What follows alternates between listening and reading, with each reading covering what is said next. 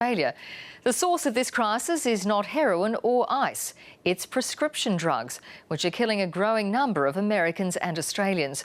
The use of opioid-based painkillers has quadrupled here over the past decade.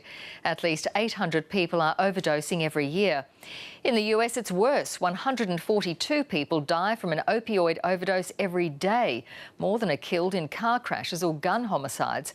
Now, President Donald Trump is being urged to declare a national emergency. North America correspondent Zoe Daniel reports from the epicentre of the opioid crisis in West Virginia. God, grant me the serenity. In West Virginia, a person dies of an overdose every 10 hours.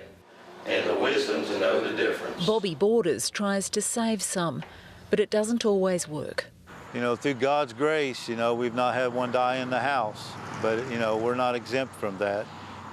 We've had a few die that's left the program, left our house, and within 2 to 3, 4 days, we find out that they overdosed and died. Bobby is a former addict who now supports others in Huntington, a town where drug overdose deaths are double the national average. Honestly, we got 4 neighbours right here in this house about 50 feet away. I could go get it right now. Heroin is the killer, but it's not the main game. Most who come here have started taking pills for pain relief, the root of the crisis that's now gripping America. It's increased tremendously. It's just unbelievable. It's going to take some federal government to come into this town to be able to get it cleaned up. With 5% of the world's population, the US consumes more than 80% of the world's opioids. And West Virginia has been flooded with them by pharmaceutical companies, who are now being sued by authorities for encouraging overprescription for profit.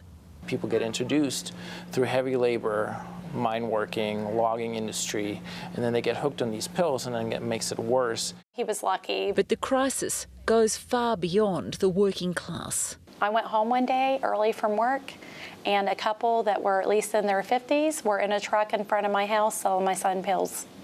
This is a recent picture, actually, about 3 weeks ago. When police cracked down on the dealing created by the oversupply, people turned to heroin. Among them, Joanna's then 16-year-old son, a sports star and a straight-A student, initially prescribed pills after a football injury. And then it just ended up taking over him completely. West Virginia's coal country is Donald Trump's heartland. In Huntington this week, he got a hero's welcome. We are stopping drugs from pouring into our country and poisoning our youth.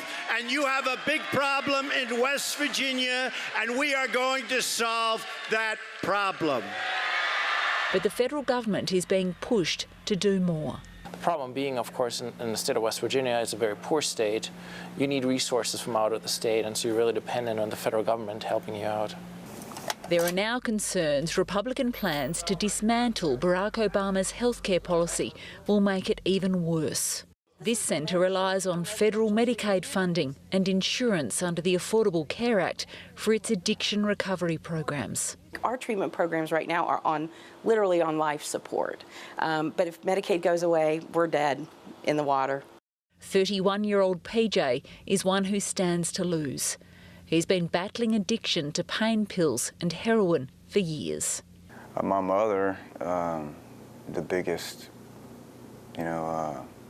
supporter of my recovery now, was an addict when I was young, so I seen it growing up. Have you ever overdosed? I did 3 weeks ago.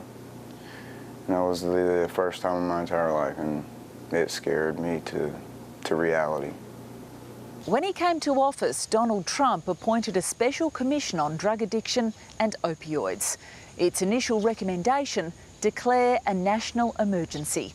With 142 Americans dying every day, the report says, that's a death toll equal to September 11 every 3 weeks. As a parent, I keep thinking, is he going to relapse today? Am I going to go home and find him dead? This is Ground Zero. Zoe Daniel, ABC News, Huntington, West Virginia.